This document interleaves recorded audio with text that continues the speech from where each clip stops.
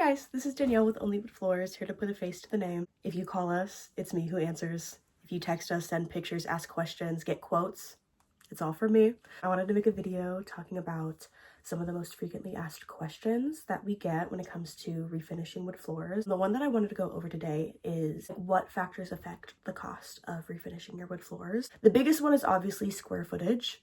If you have 500 square feet of wood that needs to be refinished, it's going to be a lot less than, say, if you had 1,500 square feet to refinish. But like, that's obvious, you know that. I just wanted to go over that because I get a lot of people calling me being like, oh, I have a living room and 3 bedrooms and a hallway that needs to be refinished. Like, can you give me a guesstimate of what that would look like? No. I mean, like, yes, but that's really difficult for me because, like, I don't know the size of your bedrooms and your living room. Like, this could be a huge place or it could be like a really small, modest place. And that really does affect the cost. Like, I don't want to give you something, like, I don't want to give you a price based off of what I think a living room and bedrooms should be, size-wise, square footage-wise, and then have it be a completely different price, you know? But a lot of people don't know the square footage of the wood in their home, and that's totally fine. That's why we have guys that go out and measure up and give you accurate quotes and give you a whole in-home consultation. That's what we're here for. So definitely square footage is a big one. Stain versus natural. Typically, we give you both prices beforehand just so you can have all of your options. It is very common to start the process of refinishing your wood floors and changing your mind, which is totally okay. That's why we give you the prices beforehand, just so you can have an idea of what you'll be looking at in case you change your mind. A lot of people go in wanting to stain their floors, and then they see the natural color of their floor, and they decide, hey, I actually really like that a lot better. Let's just keep it natural. And sometimes it's the other way around, where people think that the natural color is going to be what they want, and then we're refinishing a red oak floor and there's a lot more pink in the tone of the wood than they expected, and then they ended up wanting to stain.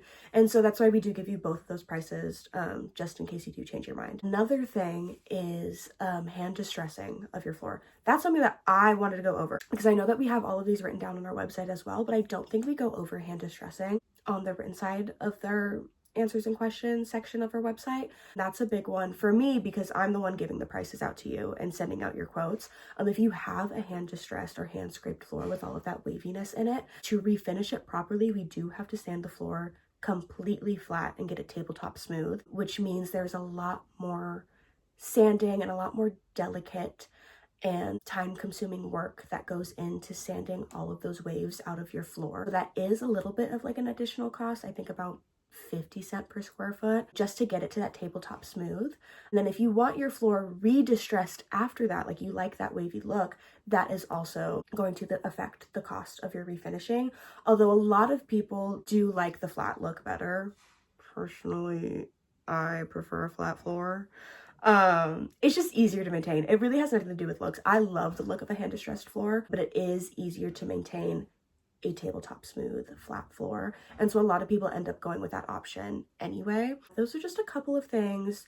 There are more small stuff, but they're all very specific. I mean, the hand distressed part is already specific, and I could go even deeper into things of like termite damage or rusted nails and just any sort of pet stains, but all of those just fall under basically repairs. So if your floor needs any repairs, obviously that's going to affect the overall cost of getting your floors refinished. We obviously want to do the best work that we can, and sometimes that does include having to change out some boards just to make sure that the floor looks as great as it can once it's finished. And these are all things that we can go over in an in-home consultation once you schedule with us, just to really get into all of the details of your floor and what needs to be done to bring it back to life. So yeah, I hope that was helpful. We have a lot of helpful things on our website if you do want to take a look at it. We have a whole section with some frequently asked questions and answers, and we also have an entire cost breakdown of our services that I also think is really helpful if you guys wanted to check that out. So yeah, if you had any other questions, you can always give me a call. Thank you.